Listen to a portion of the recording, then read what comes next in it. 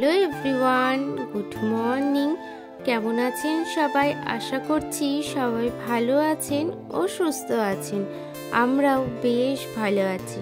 আমার আরও একটি নতুন ভিডিওতে আপনাদের সবাইকে স্বাগত জানাই। আশা করছি প্রতিদিনের মতন আজকের ভিডিওটি আপনাদের বেশ ভালো লাগবে। আজ হচ্ছে শনিবার, আর এখন ঘড়িতে বাজে ওই সকাল 5টা নাগাদ। এখন থেকে আপনাদেরকে সাথে নিয়ে আজকের ভিডিওটি শুরু করলাম। আজ ঘুম থেকে উঠেছি অনেকটা সকালে। সকাল বলা ঠিক না, ওটাকে ভোরই বলতে পারেন। তখন বাজে ওই 4:30। এখন দেখছি 4:30 ঘড়িতে বেজেই গেছে, তো ভাবলাম এখন একবারে উঠে যাই, আর ঘুমাবো না। তো সেই সময় দেখছি কি তাতানো একটু কান্নাকাটি করছে, তো ওকে একবার দুধ খাইয়ে ঘুম পাড়িয়ে কিন্তু উঠে গেছি। উঠতে উঠতে ওই 5টা বেজে গেল। তো তখনইও নিজের সংসারের কাজকর্ম শুরু করে দিলাম। সবার প্রথমে ঘরটা কিন্তু ঝাড় দিয়ে নিচ্ছি। এদিকে আমার রুমটা আর বাবার রুমটা কিন্তু ঝাড় দেওয়া হয়ে গেছে। আর এখনও যেহেতু মা আর দিদি ঘুমাচ্ছে, তো সেই জন্য মাদের রুমটা কিন্তু আর ঝাড় দেওয়া হলো না, বাইরেরটা কিন্তু ঝাড় দিতে চলে এসেছি। আর এই যে দেখুন গেট খুলছি, তখন এতটা পরিমাণে অন্ধকার, নিজের মনের ভেতরটাও কিন্তু বেশ গম্ভীর ছিল যে গেটটা খুলে বাইরেটা ঝাড় দেবো নাকি।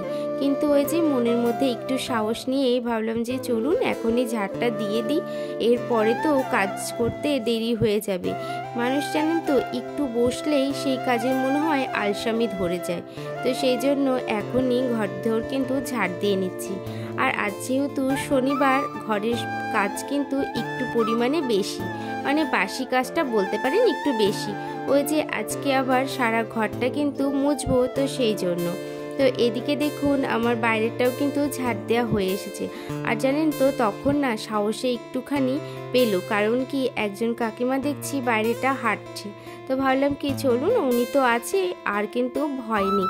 আর পাড়ার আশেপাশে দেখছি বাড়িতে কেউ ঘুম থেকে ওঠেনি, সেই কারণে ভয়টা কিন্তু একটু বেশি পাচ্ছিলাম আমি। তো এরপরে কিন্তু ঘরটা ঝাড় দেওয়া হয়ে গেলে বাইরেটাও ঝাড় দিয়ে নেব। তো চলুন ঝাড় দিতে দিতেই কিছু কথা আপনাদের সাথে শেয়ার করি। একটা সংসারের কত রকমের কাজ থাকে, কত ধরনের কাজ থাকে, সেটা শুধুমাত্র কিন্তু বাড়ির মহিলারাই বোঝে।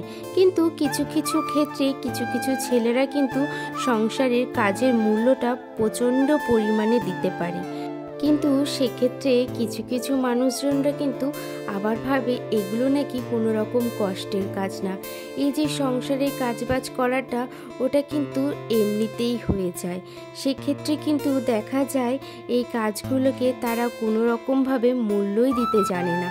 তারা শুধু ভাবে সংসারে রান্নাবান্না করা, বাসন দেওয়া, ঘর ঝাড় দেওয়া, খাওয়া দাওয়াটা কি আবার কষ্টের কাজ নাকি। এই সমস্ত কাজ করতে কিন্তু সেই সমস্ত বাড়ির মহিলাদের কোনো রকম কষ্টই হয় না, বা সেই কাজের কিন্তু তারা এক ফোঁটাও মূল্য দিতে পারে না। সমস্ত মানুষরা এই ভাবনা চিন্তা নিয়ে থাকে।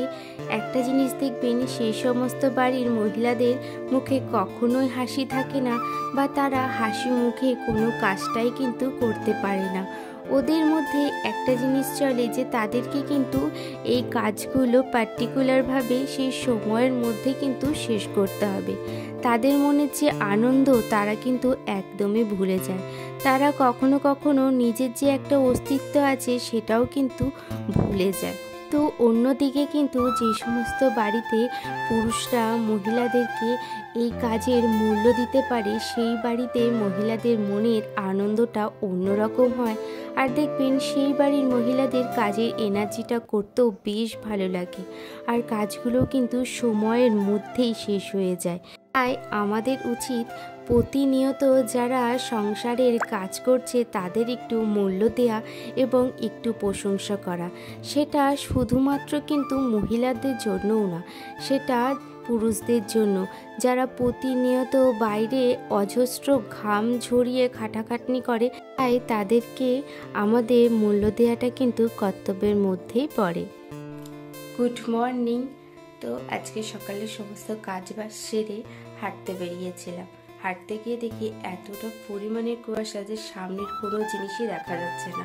তো এই আধ ঘন্টার মতন হাঁটলাম, যেহেতু আজকে পিসি আসেনি, একা একাই হাঁটতে হয়েছে, তো তাই বেশিক্ষণ হাঁটিনি, হেঁটে ঘরে চলে এসেছি। আর এখন দেখছি একটু একটু কিন্তু কুয়াশাটা কাটছে।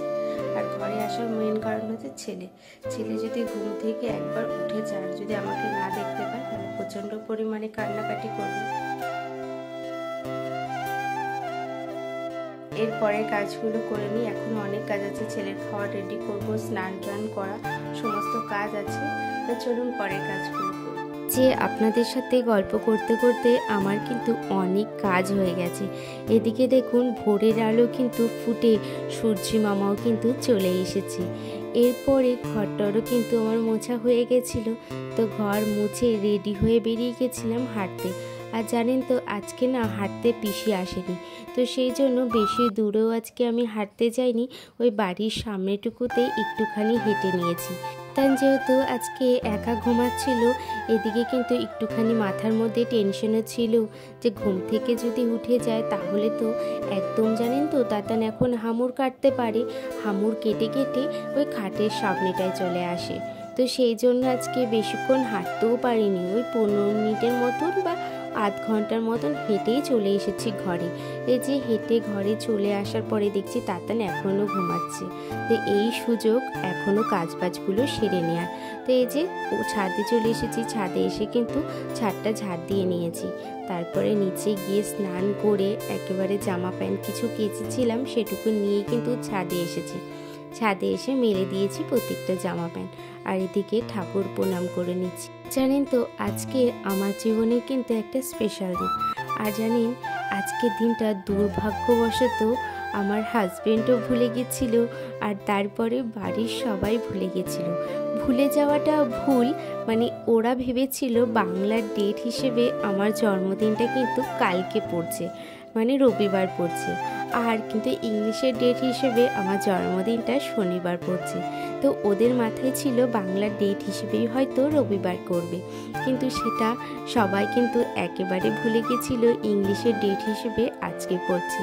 তো সেই জন্য সকাল থেকেই আমার না হাজব্যান্ডের ওপরে একটুখানি অভিমান ছিল যে সে কি করে ভুলে যেতে পারে। তো সেই জন্য একটু দেখুন মুখের মধ্যে কোনো রকম আমার কিন্তু হাসি ছিল না। তো এই যে ঠাকুর প্রণাম করে সমস্ত ঘরে চলে এসে সমস্ত যখন কাজ করছি তখনই হাজব্যান্ড ফোন করেছে, মানে ফোন করে রীতিমতো ও তো পুরোপুরি মানে বলছে আমাকে যে সরি আমি ভুলে গেছিলাম। কিন্তু জানেন তো আমার মনটাকেও কেন না তারপরও মানাতে পারছিলাম না যে সে কি করে ভুলে যায়, প্রত্যেকটা বছর তো তার মনে থাকে। আর জানেন তো ওই যে পুরুষ মানুষের তো কাজের প্রেশারটা প্রচণ্ড পরিমাণে থাকে, তো হতে পারে তারা ভুলে যায়। মানে আমার মাথার মধ্যে একটা জিনিস ছিল যে সে 12টার সময় কেন আমাকে উইশ করলো না, এই ভাবনা চিন্তাটা ছিল। তো তারপরে যথারীতি সে অনেকটা কষ্ট করেই কিন্তু আমার রাগটা ভাঙিয়েছে, ভাঙানোর পরেও কিন্তু আমি বেশ খুশি হয়ে গেছি। আর বাড়ির লোকও কিন্তু হঠাৎ যখন মনে পড়েছে, মানে তাদের মধ্যেও যেন একটা হুড়োমুড়ি লেগে গেছে যে তারা কি করবে আমার জন্মদিনে। তো সেই জন্য মাও বারবার বলছে তুমি বললে না কেন একবারও, আমার তো একদমই মাথায় ছিল না কাল 12টার সময় উইশ করবো। তো আমি ভাবলাম ছাড়ো, অনেক সময় হতেই পারে, আর এটাতে কোনো রাগের ব্যাপার না। মারা ভাবছিল হয়তো যে আমার হয়তো ওই কারণে প্রচণ্ড পরিমাণে কষ্ট হয়েছে, কিন্তু একদমই না। আমার একটুখানি কষ্ট ছিল যে আমার বরমশাই কেন আমাকে উইশ করলো না, এটার জন্য একটু মনের মধ্যে মানে ওই কষ্ট ভাবটা নিয়েছিলাম। তো তারপরে যখন বরমশাই মানে নিজের রাগটা ভাঙিয়েছিল একেবারে কিন্তু অন্যরকম হয়ে গেছিলো। এদিকে দেখুন ঘরের কাজবাজ করে মনাকে সকালবেলা আজকে পড়াতে বসেছিলাম। সে কাকিয়া কাকিয়া তুমি আমাকে পড়াও এইভাবে যখন জোর করেছে তখন আমি পড়াতে বসলাম। তো পড়ানো বসার পরে মা আবার রান্না করেছিল, খেতে দিয়ে দিয়েছিল। ওই যে বললাম দেরিতে ঘুম থেকে উঠেছে তো সব ভুলে গেছে আর হুড়মুড় হয়ে গেছিলো আজকে। তো এই যে বাসন টাসন ধুয়ে আবার ছাদে চলে এসেছি। আর যেহেতু নিরামিষ তো সেই জন্য সমস্ত রান্নাবান্না কিন্তু আমাদের ছাদেই হয়, সেদিনকে ছাদে থাকে। আর এখন মোটরটা যেহেতু খারাপ তো সেই জন্য সমস্ত বাসন নিয়ে ওই নিচে যেতে হচ্ছে ধোয়ার জন্য, সব কাজ করার জন্য। এদিকে বাসন কোসনগুলোকে জল ঝরানোর জন্য রেখে দিয়েছি আর জল ঝরে যাচ্ছে। আর এদিকে আমি সমস্ত জামা প্যান্টগুলো তুলে নিচ্ছি, জামা প্যান্টগুলো তুলে নিচে নিয়ে যাব, নিচে নিয়ে একেবারে কিন্তু গুছিয়ে নেব। আর ওইদিকে মা কিন্তু একদম তোড়জোড় নিয়ে রান্না বান্না করছে। আর জানেন তো মায়ের শরীরটাও সেরকম ভালো নেই, আমি বারবার করে বারণ করছি এত কিছু করার কোনো প্রয়োজন নেই, একটু সামান্য যা হচ্ছে সেটাই করো। আর মা বারবার করে বলছিল যে একটা কেক আনো। আমি বলছি একদমই না, আমার ভালো লাগছে না কেক কাটতে, তো এবছর আমি কেক কাটবো না। তাই আমি বলি না কেন, বারণ করি না কেন, কিন্তু মা তো ঠিক করেছে কেক আনবে, রান্নাবান্না করবে, কিন্তু সেই মায়ের শরীর খারাপ নিয়েও মা সমস্ত কাজই করেছে।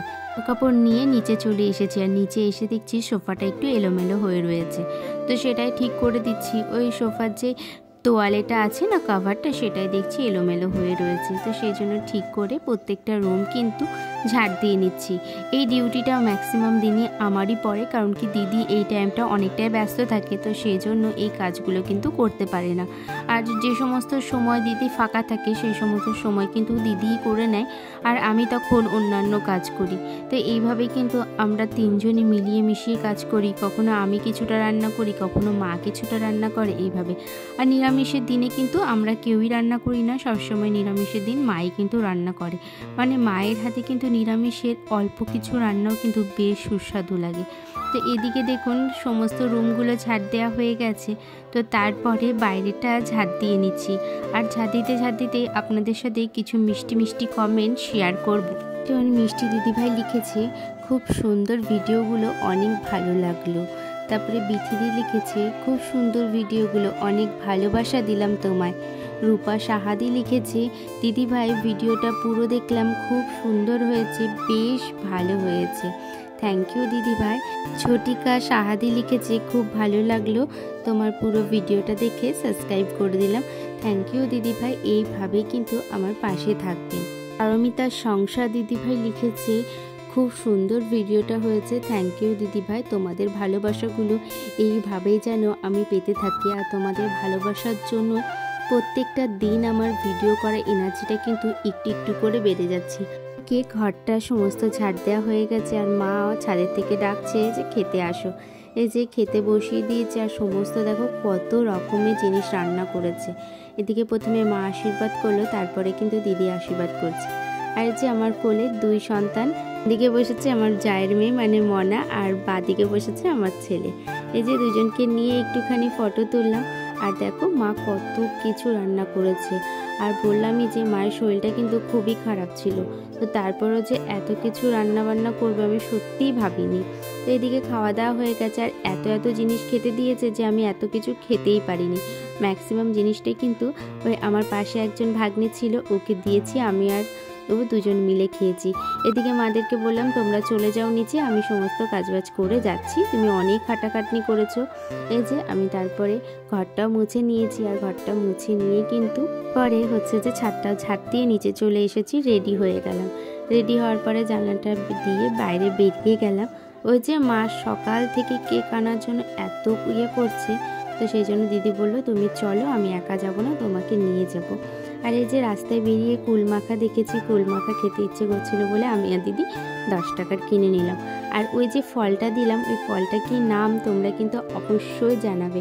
আমি কিন্তু ঠিকঠাক করে নামটা জানি না, তাই তোমাদেরকে জিজ্ঞেস করলাম যে ফলটার নাম কি। নতুনত্ব ফল দেখেছি তো, তাই না লোভা সামলাতে পারলে আমরা নিয়ে এলাম। এদিকে কেক কেনাও হয়ে গেছিলো, কেক কিনে কিন্তু কিছু ঘরের সংসারের জিনিস কিনতে গেছিলাম, তো সেটাই কিনে নিয়েছি, কিনে বাড়ি চলে এসেছি। আর বাড়ি আসতে আসতে না অনেকটা রাত হয়ে গেছিলো, মানে তখন ওই 6:45 বেজে গেছিলো। তো এসে কি করলাম, আগে তাতানের জন্য রাতের রুটিটা করে নিয়েছি। দেখো এখনও পর্যন্ত আমি ড্রেসও ছাড়িনি। তো এদিকে হাজব্যান্ডও আসবে, তো সেই জন্য বললো কি যে আর জামা ছাড়তে হবে না, এটা পরেই ভাবলাম কেক কেটে নেব। তো সেই জন্য এটা পরে কিন্তু ওই 2টো রুটি করে নিচ্ছি, একটা তাতানকে দেবো, একটা মনাকে দেবো। মনা আবার শুকনো রুটিটা খেতে বেশ ভালোবাসে, তো সেই জন্য ওর জন্য রুটি করে দিলাম। আর তাতানের রুটিটাকে গরম জলের মধ্যে ভিজিয়ে দেবো, কিছুক্ষণ ভেজানো থাকলে তাহলে নরম হয়ে যাবে একেবারে রুটিটা, আর কিন্তু খাওয়াতে কোনো কষ্ট হবে না। এদিকে রুটি আমার হয়ে গেছে, রুটি হওয়ার পরে গ্যাসটাও কিন্তু মুছে নিচ্ছি। আর গ্যাস মুছতে মুছতে হাজব্যান্ডও চলে এসেছে, এবার ধরেছে রুম সাজাবে, ওই মানে বেলুন টেলুন দিয়ে রুমটা সাজাবে। এবার আমি যতবার বারণ করছি যে এই সমস্ত কিছু করার দরকার নেই, আমরা কি এখনও ছোট আছি, কিন্তু কি বলবো দিদির মন তো কখনোই মানে না। এই যে দেখুন কি সুন্দর করে সাজিয়েছে, ওই যে হাজব্যান্ডটার আমার অ্যানিভার্সারির সময় যখন বেলুনগুলো এনেছি সেগুলো দিয়ে কিন্তু বেশ সুন্দর করে সাজিয়েছি। আর এই যে কেকটাও কেটে নিলাম। আপনারা সবাই কিন্তু আশীর্বাদ করবেন যেন আমি এইভাবে সারাটা জীবন সবার সাথে মিলেমিশে থাকতে পারি। আর আজকের মতন ভিডিওটা আমি এখানেই শেষ করলাম। যদি আমার ভিডিওগুলো ভালো লেগে থাকে তাহলে আমার সাথে থাকবেন, আর সাবস্ক্রাইব করে যাবেন, আর শেয়ার করে দেবেন, একটা লাইক দেবেন।